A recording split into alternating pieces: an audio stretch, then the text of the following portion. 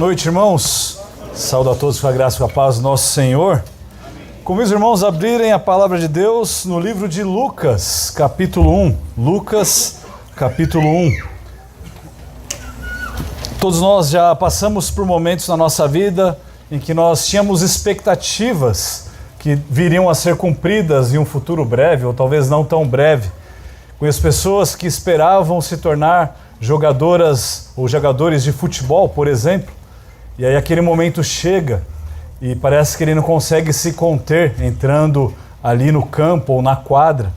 E aqueles momentos também mais especiais ainda para aqueles que se tornaram jogadores, por exemplo, e agora são convocados pela seleção brasileira, por exemplo, não de agora, mas de anos atrás, que era muito melhor, e aí então são escalados para jogar e chegam até o final de uma Copa do Mundo. E ali naquele momento decisivo, como por exemplo, se não me engano em 94, alguns deles chegam ao momento de bater um pênalti. E aí eu me lembro, por exemplo, de Roberto Baggio. E se você tem um pouquinho mais de idade, você lembra desse momento também, que Baggio bate aquele pênalti e a bola atinge a lua, e os brasileiros vibram até hoje com aquilo. Talvez isso seja muito fora da sua realidade, mas você consegue identificar momentos assim também na sua vida, momentos em que você tinha uma expectativa muito grande sobre algo ou alguma coisa que aconteceria na sua vida. E o personagem central do texto que nós vamos ver tinha também uma expectativa, algo grandioso que aconteceria na vida dele. E o texto que nós vamos ler é o texto de Lucas, a partir do versículo 5, no capítulo 1, e nós vemos um personagem central chamado Zacarias. E com esse texto, o meu desejo é que nós saiamos daqui hoje confiantes de que o nosso Deus verdadeiramente cuida de nós, como Ele também cuidou de Zacarias, que Deus nunca nos abandona, que o nosso Deus é um Deus que se lembra e se lembrou novamente do seu povo. Na última mensagem, na semana passada, a primeira da nossa série de estudos no livro de Lucas, nós abordamos apenas o prólogo, escrito por Lucas, eu acredito, ao sumo sacerdote Teófilo, dos versículos 1 a 4 desse primeiro capítulo de Lucas, onde ele mostra o porquê ele escreveu esses dois volumes que compreendem praticamente 27% do Novo Testamento. Nós vimos também que essas duas obras são trabalhos apologéticos que apresentam de forma ordenada, a partir de testemunhas oculares e historicidade ímpar, tudo que Jesus começou e prosseguiu fazendo com o intuito de mostrar a Teófilo e a nós quem de fato Jesus Cristo é. Porém, o texto de hoje é um texto que nós vamos adentrar praticamente nesse primeiro volume de Lucas, no seu Evangelho. Nós vamos começar a entender um pouquinho mais desses desdobramentos e nós vamos fazer então a leitura de Lucas 1, a partir do versículo 5. A palavra de Deus diz assim: nos dias de Herodes, rei da Judéia, houve um sacerdote chamado Zacarias, do turno de Abias. A mulher dele era das filhas de Arão e se chamava Isabel. Ambos eram justos diante de Deus, vivendo de forma irrepreensível em todos os preceitos e mandamentos do Senhor. Eles não tinham filhos, porque Isabel era estéril, e os dois já tinham idade avançada. E aconteceu que, enquanto Zacarias exercia o sacerdócio diante de Deus, na ordem do seu turno, coube-lhe por sorteio, segundo o costume sacerdotal, entrar no santuário do Senhor para queimar o incenso. Durante esse tempo, toda a multidão do povo permanecia na parte de fora orando. E eis que apareceu a Zacarias um anjo do Senhor, em pé, à direita do altar do incenso. Ao vê-lo, Zacarias, ficou assustado, e o temor se apoderou dele. O anjo, porém, lhe disse: não tenha medo, Zacarias, porque a sua oração foi ouvida. Isabel, sua esposa, dará à luz um filho, a quem você dará o nome de João. Você ficará alegre e feliz, e muitos ficarão contentes com o nascimento dele, pois ele será grande diante do Senhor, não beberá vinho nem bebida forte, e será cheio do Espírito Santo já desde o ventre materno. Ele converterá muitos dos filhos de Israel ao Senhor, seu Deus. E irá diante do Senhor no espírito e poder de Elias, para converter o coração dos pais aos filhos, converter os desobedientes à prudência dos justos e habilitar para o Senhor um povo preparado. Então Zacarias perguntou ao anjo: como terei certeza disso? Pois eu sou velho e a minha mulher também já tem idade avançada. O anjo respondeu: eu sou Gabriel, que estou a serviço de Deus, e fui enviado para falar com você e lhe trazer esta boa notícia. Todavia você ficará mudo e não poderá falar até o dia em que estas coisas vierem a acontecer, porque você não acreditou nas minhas palavras, as quais no devido tempo se cumprirão. O povo estava esperando Zacarias e admirava-se com a demora dele no santuário. Quando Zacarias saiu, não lhes podia falar. Então entenderam que ele havia tido uma visão no santuário. Expressava-se por sinais e permanecia mudo. Aconteceu que, terminados os dias do seu ministério, Zacarias voltou para casa. Passados esses dias, Isabel, a mulher de Zacarias, ficou grávida, e ela não saiu de casa durante 5 meses, dizendo: foi isto o que o Senhor me fez ao contemplar-me para acabar com a minha vergonha diante das pessoas. Vamos orar mais uma vez? Santo Deus, use esse momento para que a nossa mente seja aberta, o nosso coração, ó Deus, seja tocado pelo seu Santo Espírito e modificado, para que possamos sair daqui encorajados a servir ao Senhor. É isso que pedimos no nome de Cristo. Amém. O autor Lucas, ele nos dá aqui um marcador de tempo preciso para que nós possamos compreender de qual período ele está tratando. Ele começa lá no versículo 5, dizendo que tudo isso aconteceu, se passou nos dias de Herodes. Herodes, como ele diz aí no versículo 5, é o rei da Judéia. Herodes era neto de um edomita convertido ao judaísmo.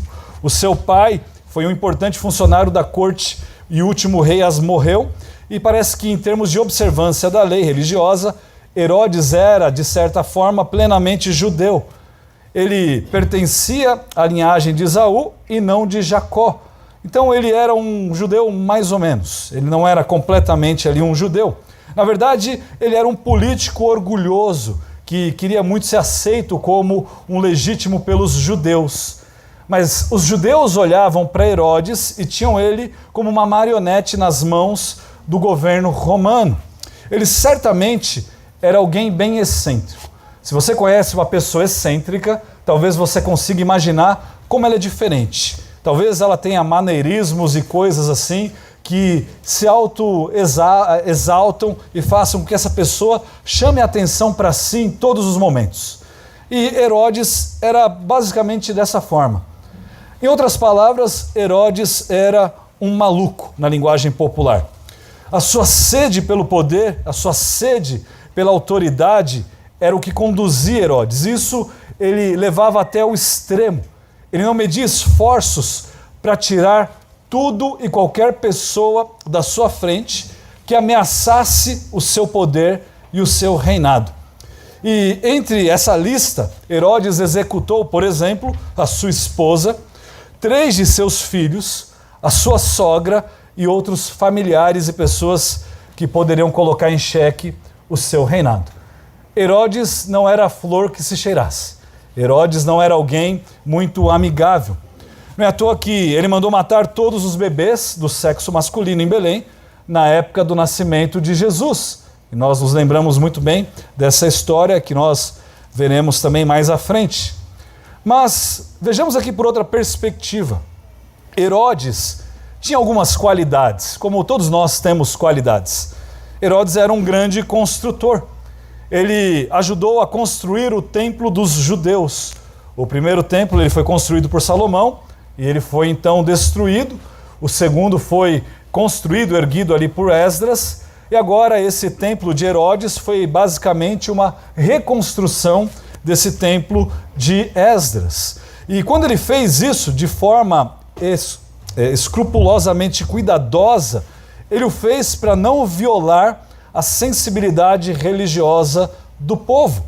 Ele tomou todas as precauções para que ele erigisse ali um templo que suprisse todas as necessidades e anseios dos judeus.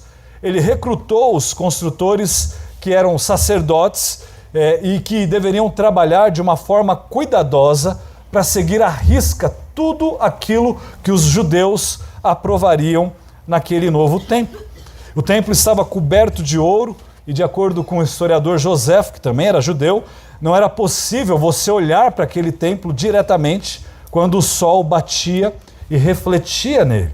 Então era uma construção muito fabulosa.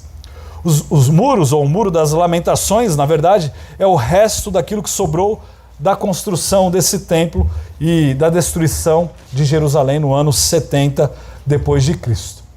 Mas não se engane, Herodes fez esse tipo de boa ação também com outras religiões. A intenção dele não era simplesmente ficar de bem com os judeus, era ficar de bem com todos, com todas as religiões.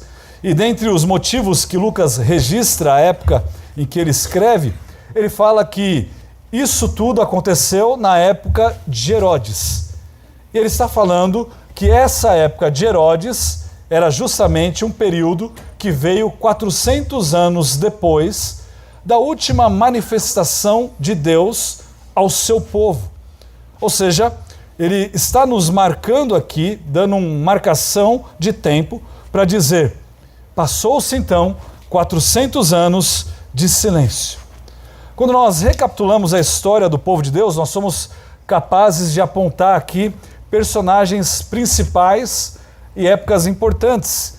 Quando nós olhamos, por exemplo, para a criação, nós nos lembramos de Adão e Eva, nós passamos pelos patriarcas com Abraão e pelo êxodo com Moisés, pela conquista da terra prometida com Josué, pela difícil fase dos juízes, tendo dentre eles Sansão como destaque, seguindo ali o reinado com Davi, depois o exílio com Daniel, perseguido, com perseguição ali, e depois o retorno do povo de Israel à sua terra, a construção desse templo com Esdras e Neemias, e então silêncio. 400 anos de puro silêncio. Irmãos, olhe para a nossa história, para os últimos 400 anos, e comece a refletir em tudo o que aconteceu nesses últimos 400 anos, falando apenas do Brasil. É muito tempo. É muito tempo.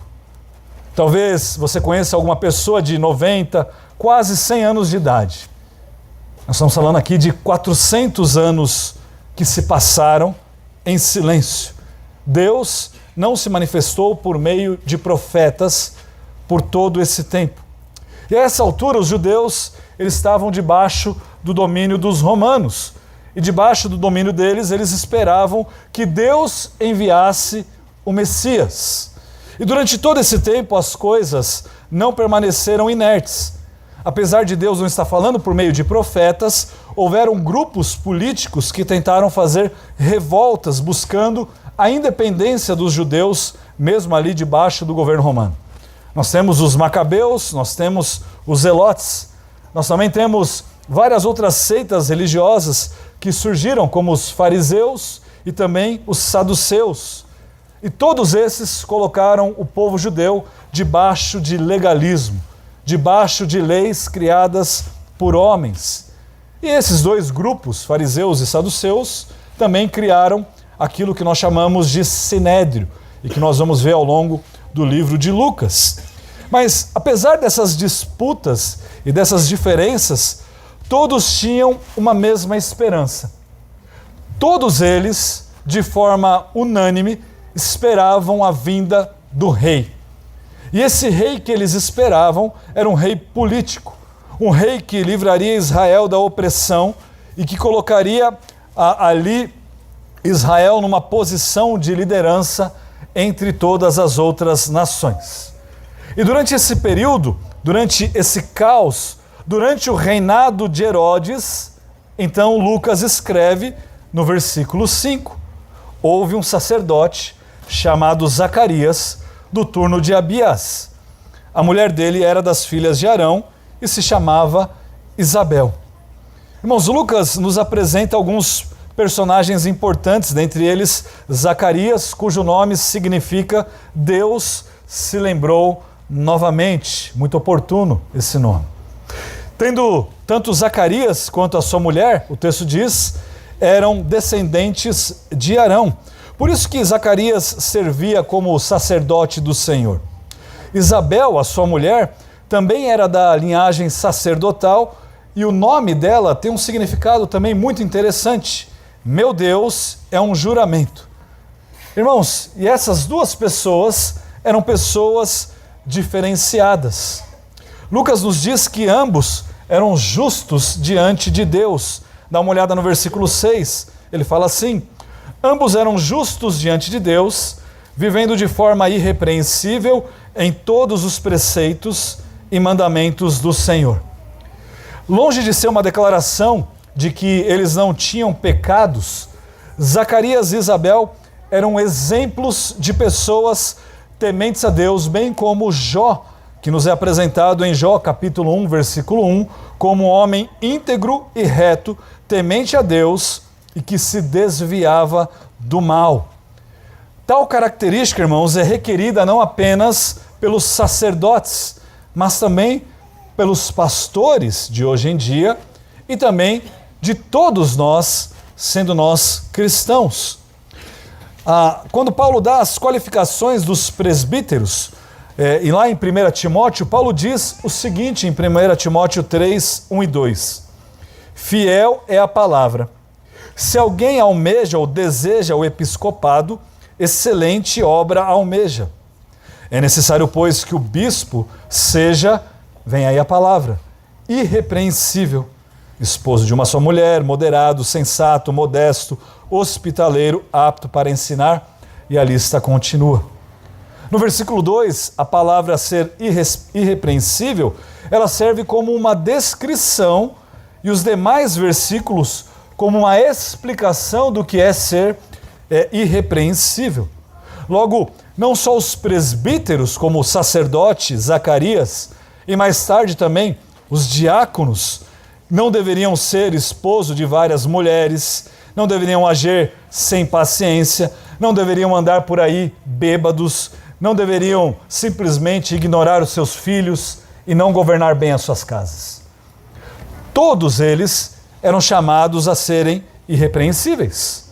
Aliás, todos nós fomos chamados a sermos santos e irrepreensíveis, como o apóstolo Pedro coloca em 1 Pedro 1,15, quando ele diz, pelo contrário, segundo é santo aquele que vos chamou, tornai-vos santos também vós mesmos em todo o vosso procedimento.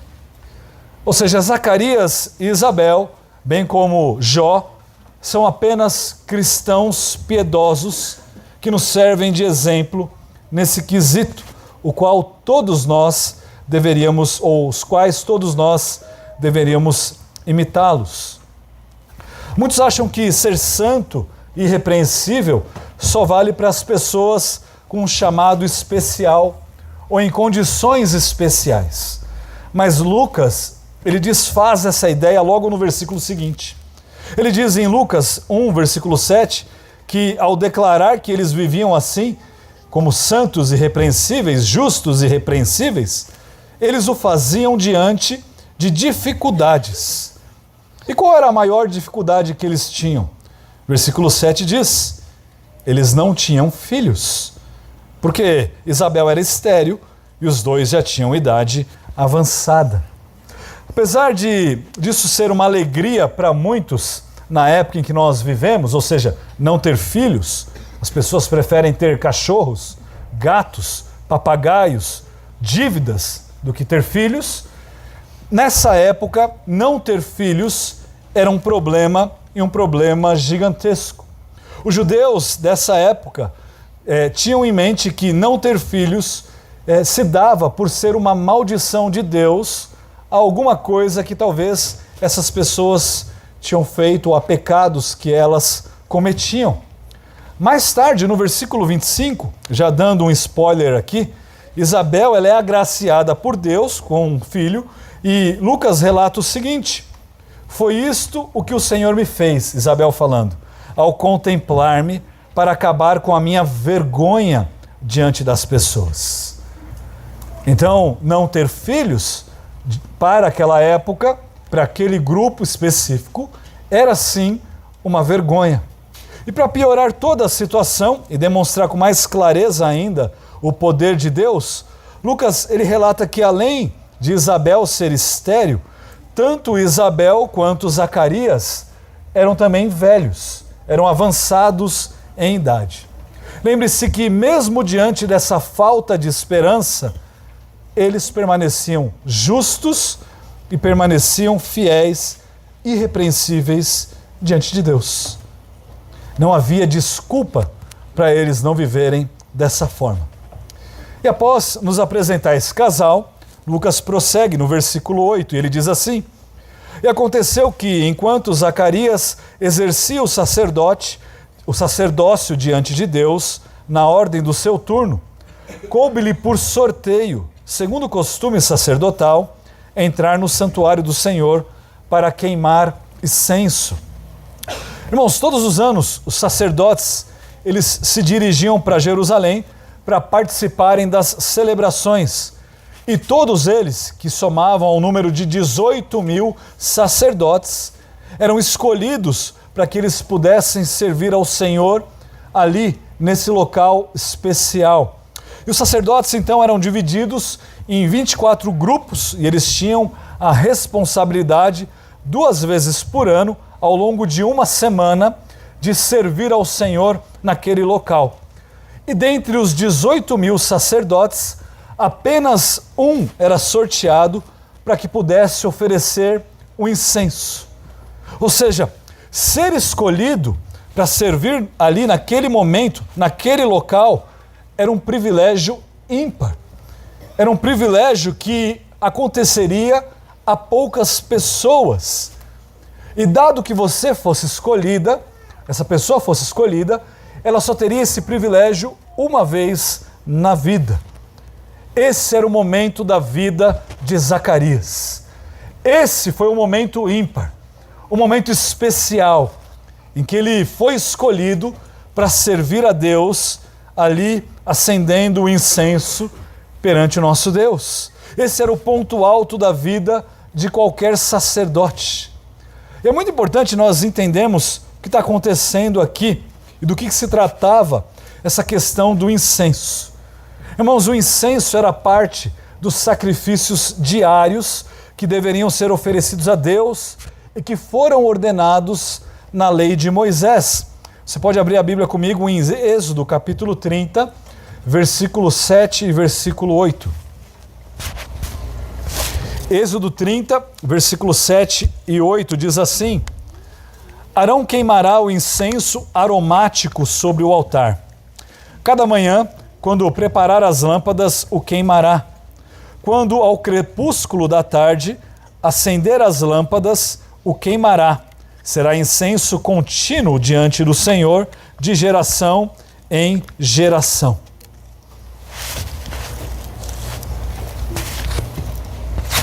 O local onde o incensário ficava era no lugar santo, bem na frente do véu que separava o lugar santo do lugar santíssimo. E o incenso, ele simbolizava as orações do povo de Deus que subiam a Deus.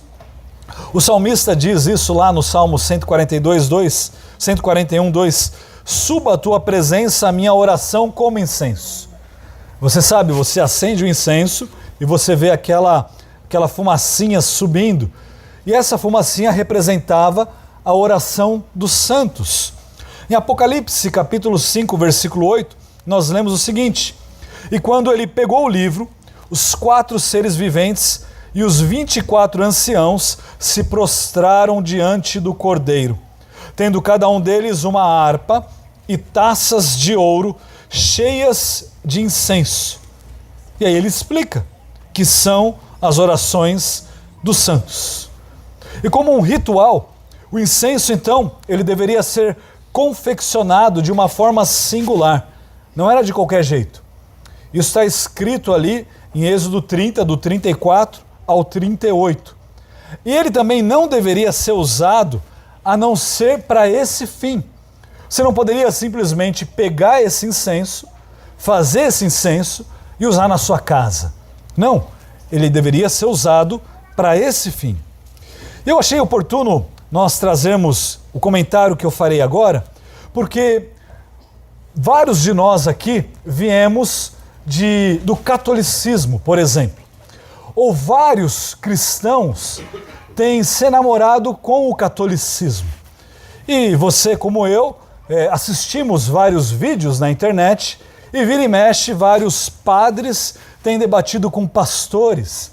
E vira e mexe, alguns pastores passam vergonha nessas discussões com padres, porque não conhecem ou desconhecem a fé católica e a doutrina católica. Se você foi católico e participou de missas, você vai se lembrar de um incensário que era passado ali naqueles momentos durante a celebração da missa, que remete justamente a isso. E você também deve se lembrar que as orações oferecidas aos santos, que segundo eles intercedem por nós, é tirado justamente desse texto de Apocalipse 5, versículo 8. Mas a nossa visão é uma visão completamente diferente.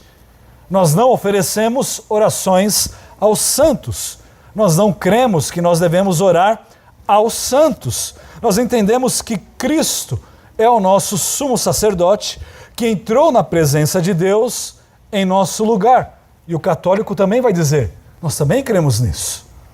Hebreus diz, em capítulo 7, versículo 25, por isso também pode salvar totalmente os que por ele se aproximam de Deus, vivendo para sempre, ou vivendo sempre para interceder por eles. E ainda em Hebreus 9, 24, porque Cristo não entrou em santuário feito por mãos humanas, figura do verdadeiro santuário, porém no próprio céu, para comparecer agora por nós diante de Deus. Os católicos acreditam nisso. Mas o que eles não acreditam é que Jesus é o único que intercede por nós diante de Deus, mas que os outros santos que já faleceram também o fazem na presença de Deus ou a Deus. A sua intercessão por nós, a intercessão de Cristo, é a intercessão aceita por Deus. Portanto, o que nós cremos é que Cristo é o único mediador entre Deus e os homens. Os católicos também dirão isso quanto à salvação, mas não quanto às orações. 1 Timóteo 2,5 diz, porque há um só Deus e um só mediador entre Deus e a humanidade, Cristo Jesus, homem. Nós também entendemos que os 24 anciãos colocados em Apocalipse, eles representam a igreja redimida, os salvos em Cristo, e que as suas orações são direcionadas a Deus. E aí vem a nossa diferença dos católicos, por intermédio de Cristo e não por intermédio desses santos.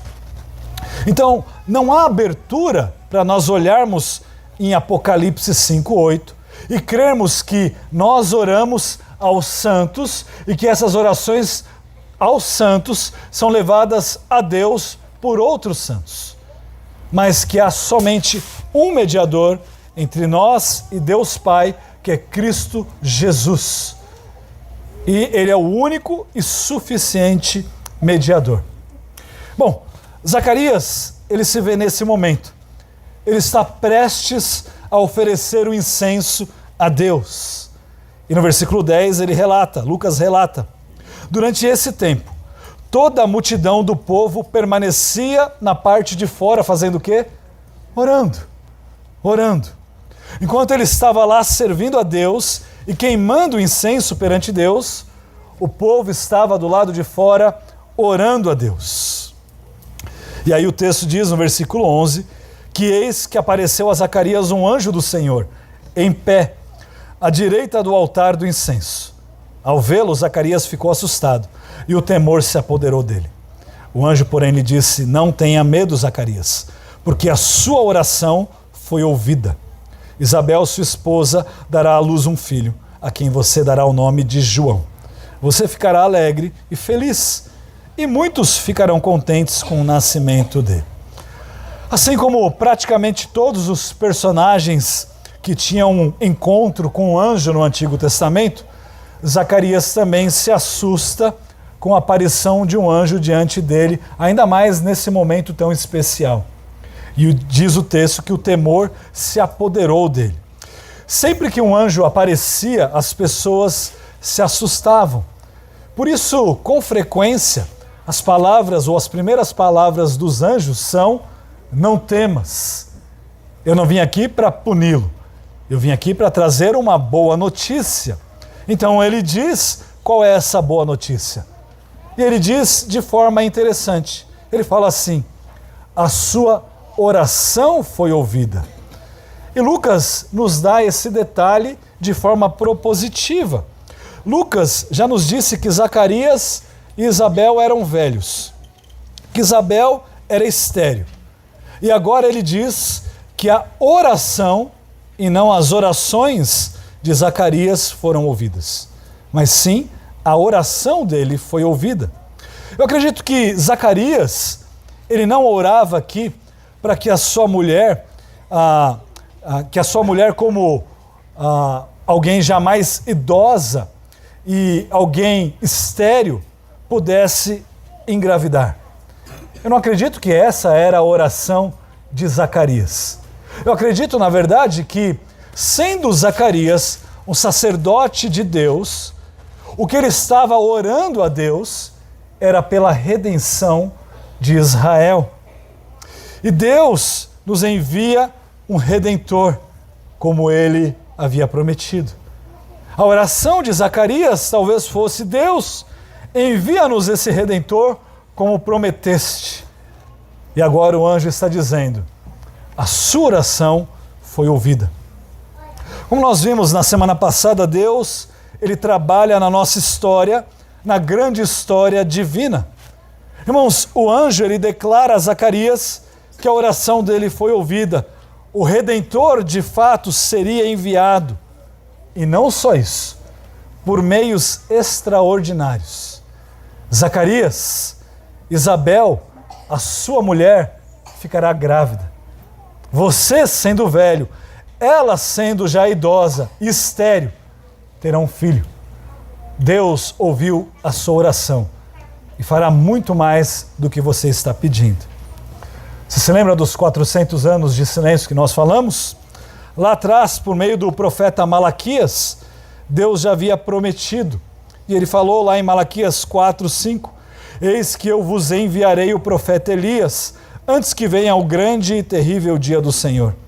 Ele converterá o coração dos pais aos filhos, e o coração dos filhos a seus pais, para que eu não venha afira a terra com maldição. O que o anjo anuncia a Zacarias é o cumprimento dessa promessa feita há 400 anos, de que ele teria um filho, e o seu filho seria chamado João. E agora, a partir do versículo 15, nós temos a primeira promessa do Novo Testamento. E o anjo disse assim: pois ele será grande diante do Senhor, não beberá vinho, nem bebida forte, e será cheio do Espírito Santo, já desde o ventre materno. E converterá muitos dos filhos de Israel ao Senhor seu Deus.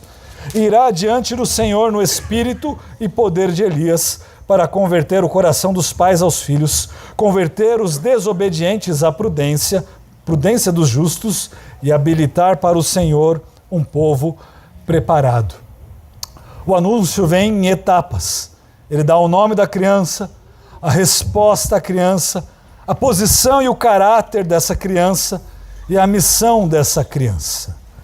João, ele evitaria tomar qualquer vinho, talvez para deixar claro a alegação de que a sua mensagem, bem como as suas vestes também, anunciavam que ele estava ali para algo urgente, algo que deveria acontecer logo. Outra forma pela qual ele enfatiza a urgência da sua mensagem é justamente as suas vestes e a maneira que ele se alimentava. João também ocupava uma posição única. Ele não era sacerdote, E o texto não diz que ele era nazireu.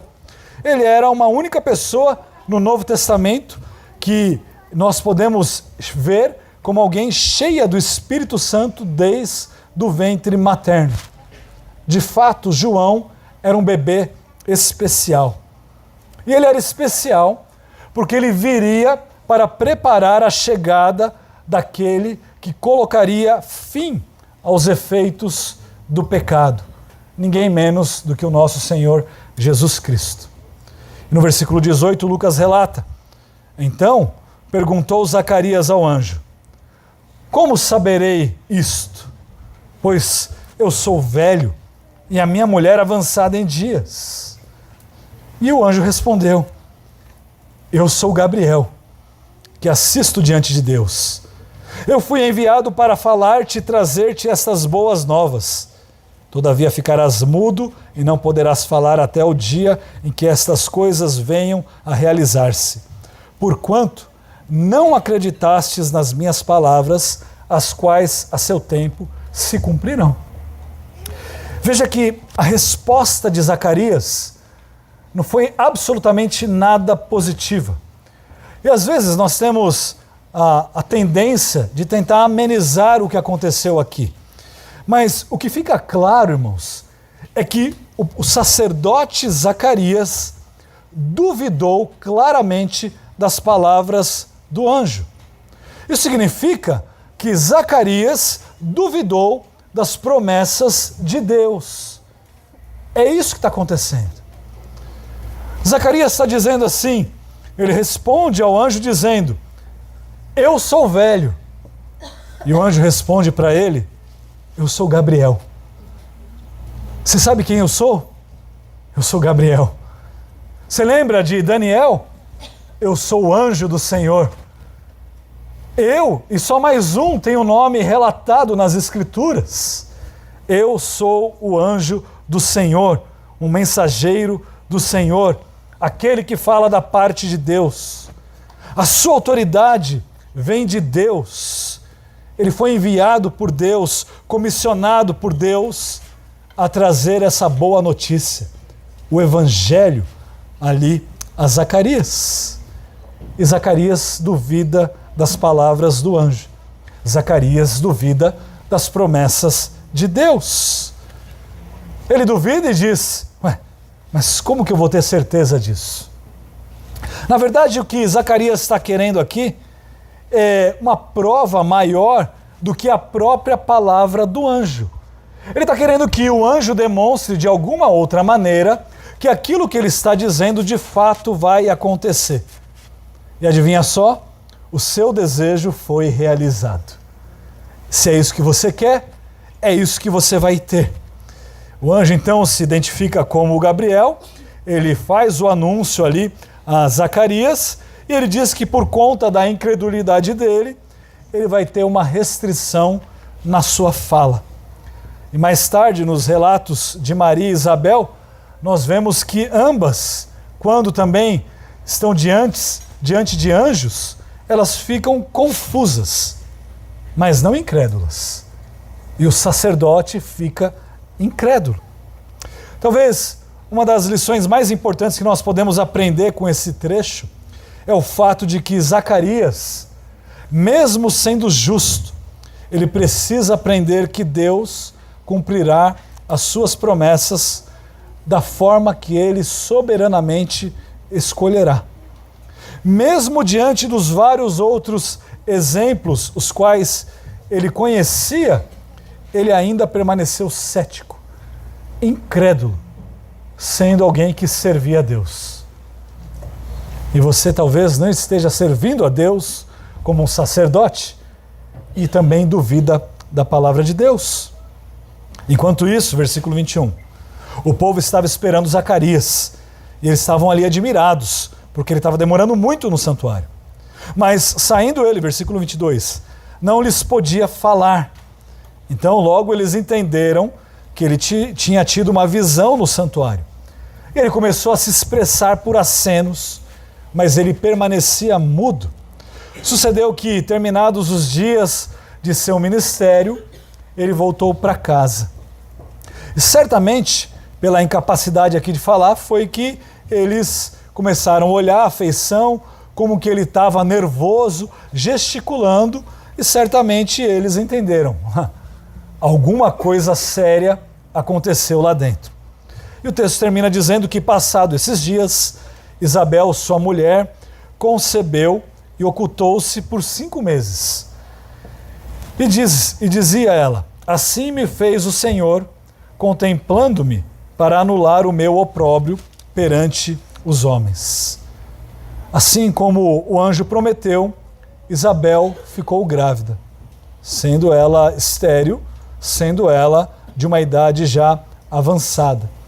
E o texto também diz que ela permaneceu ausente, ela não se expunha de forma social, em público, por um período de 5 meses, e mais tarde nós veremos que ela sai de casa e vai encontrar-se com Maria. Tudo bem, olhamos para esse texto e nós nos perguntamos, tá, para que isso me serve hoje?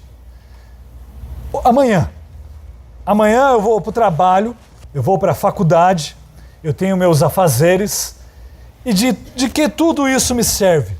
Saber sobre essa narrativa, esses detalhes e tudo mais. Eu tenho aqui pelo menos alguns pontos, eu diria que 6 ou 7, que te servirão muito bem. Irmãos, em primeiro lugar, nós precisamos confiar em Deus, mesmo quando Deus permanece em silêncio. O silêncio de Deus não significa a ausência de Deus. Deus, ele pode responder sim, de forma direta. Deus pode responder não, de forma direta também. Mas Deus, muitas vezes, ele se utiliza de algo que as mulheres odeiam quando os maridos agem dessa forma. Quando eles permanecem em silêncio. E eles nem respondem que sim e nem que não. Marido, nós vamos sair para comer hoje? Sim. Para onde? Você escolhe. E aí fica aquele silêncio. E fica aquela intriga. E nós sabemos que quando Deus não nos dá a direção clara, nós ficamos naquele momento de espera. E isso parece corroer a nossa alma. E nós ficamos aflitos. E assim como a doença ou o luto podem tomar uma forma ou fazem com que nós nos aproximemos de Deus, esses momentos de espera também podem servir como momentos para colocar a nossa fé em prova. Irmãos, nós estamos falando aqui de 400 anos que se passaram sem a manifestação de Deus para com o seu povo. Mas Deus é um Deus que se lembrou novamente. Zacarias. É um Deus que responde. Lembre-se, portanto, que Deus, ele não se esquece dos seus filhos e tampouco abandona os seus filhos. Portanto, nós devemos seguir confiando em Deus, mesmo quando nós não conseguimos enxergar sinais da sua ação em nosso favor no momento determinado. Nós devemos tomar cuidado, irmãos. Nós devemos tomar cuidado durante esse processo, nos lembrando de não murmurar contra o Senhor à medida que nós esperamos pela resposta de Deus. Nós devemos nos lembrar da palavra do sábio em Provérbios 25:11. Como maçãs de ouro em bandejas de prata, assim é a palavra dita a seu tempo. Como pendentes e joias de ouro puro, assim é a repreensão dada por um sábio a um ouvinte atento. Quando a resposta de Deus vem, ela vem no momento oportuno, no momento certo, e nós devemos aguardar a sua resposta. O meu desafio é que você se examine o seu coração e veja se essa não tem sido a sua resposta diante do silêncio de Deus. Você murmurando, reclamando e simplesmente abandonando os preceitos de Deus, porque Deus ainda não te respondeu com um sim ou com um não. Em segundo lugar, nós aprendemos que nós devemos ser fiéis em toda e qualquer circunstância. O que nós podemos aprender aqui com o exemplo de Zacarias e de Isabel. Lembre-se aqui da situação deles. Velhos, ela é estéril, mas ainda fiéis a Deus. Eles não dependiam de ser fiéis a Deus, porque eles poderiam ter filhos. Eles estavam passando por problemas e mesmo assim permaneciam fiéis a Deus. Irmãos, a fidelidade, ela deve ser a nossa resposta à fidelidade de Deus para conosco. Nós somos fiéis a Deus porque Deus é um Deus fiel. Enquanto nós cremos que nós devemos permanecer fiéis a Deus, talvez os nossos colegas, os nossos familiares vão estar ao nosso redor tentando nos seduzir com um falso evangelho de merecimento. Não caia nessa mentira. Não caia na mentira de acreditar que você só deve ser fiel a Deus se Deus lhe conceder bênçãos, se Deus lhe conceder vantagens. Isso é o que o evangelho da prosperidade faz. É uma troca, é uma barganha com Deus. Deus é o dono de tudo. Ele é o soberano.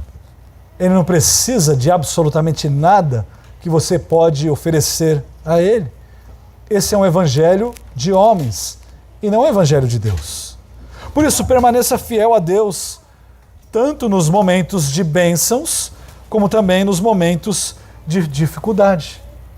Irmãos, o nosso Senhor, Ele não passou aqui apenas momentos de glória. Ele passou aqui momentos em que Ele poderia, como homem, jogar tudo para o alto. Sofrimento, aflição. E mesmo assim, Ele permaneceu fiel a Deus Pai. Não deixe que os seus desejos mundanos, que a aprovação dos homens, determine a sua fidelidade. Lembre-se que a alegria prometida a Zacarias é a mesma alegria prometida a nós, que seremos e somos fiéis a Deus. Você ficará alegre e feliz. E muitos ficarão contentes com aquele que veio, Jesus Cristo. Esse te dará a alegria perene, eterna. Certamente a alegria que nós vamos encontrar como resposta de Deus é muito melhor do que aquilo que o mundo pode nos oferecer. Portanto, sonde o seu coração. O que é que determina a sua obediência e aquilo que tem determinado a sua fidelidade a Deus? As suas circunstâncias? O seu dia a dia? Eu só sou fiel a Deus se Deus me ajudar hoje. Conseguir esse emprego, conseguir esse salário, conseguir esse relacionamento, conseguir passar nessa universidade, nessa prova. Isso não é evangelho. Em terceiro lugar, siga orando, irmãos. Orando com perseverança. A perseverança na oração é a evidência da sua fé. Você confia em Deus? Se você confia em Deus, a minha pergunta é a seguinte: por que você não ora? Se você confia em Deus, por que você simplesmente abandonou, apagou a oração da sua vida? Lembre-se, a resposta de Deus, ela não vem no tempo e ela não vem no ritmo que muitas vezes nós desejamos. A agenda de Deus, ela muito bem pode ser bem diferente da sua agenda.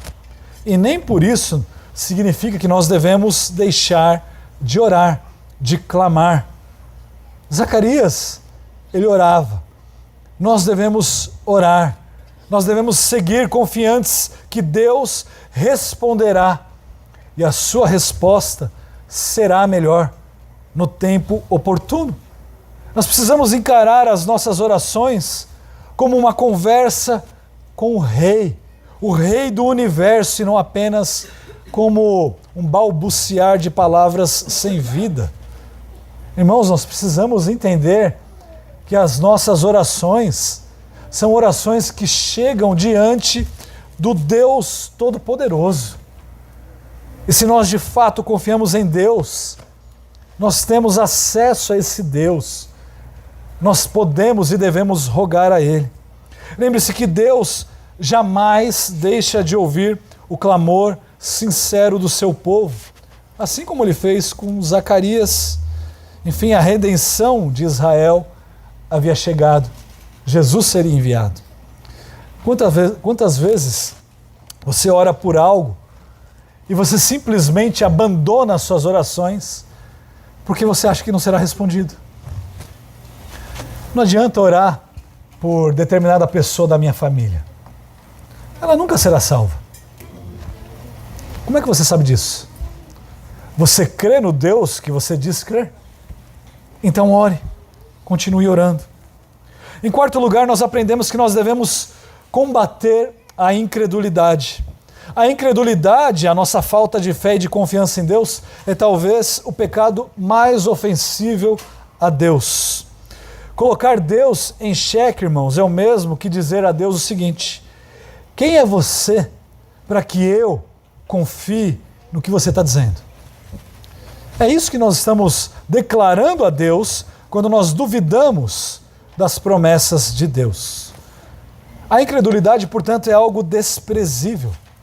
Não existe, portanto, a ideia de nós lançarmos dúvidas sobre qualquer que sejam as promessas de Deus. E achar que isso é algo certo, que é algo menor e está tudo bem.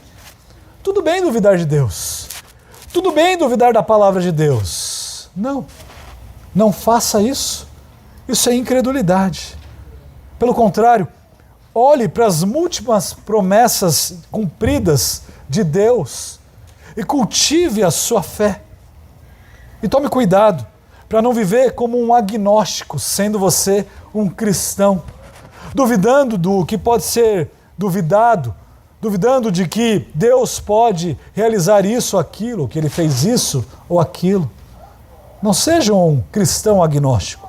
Lembre-se das palavras de Jesus aos seus discípulos quando eles pediram que Jesus aumentasse a fé deles. E o que Jesus respondeu para eles? Se a sua fé fosse do tamanho de um grão de mostarda, vocês pediriam para essa amoreira e ela seria lançada em outro local.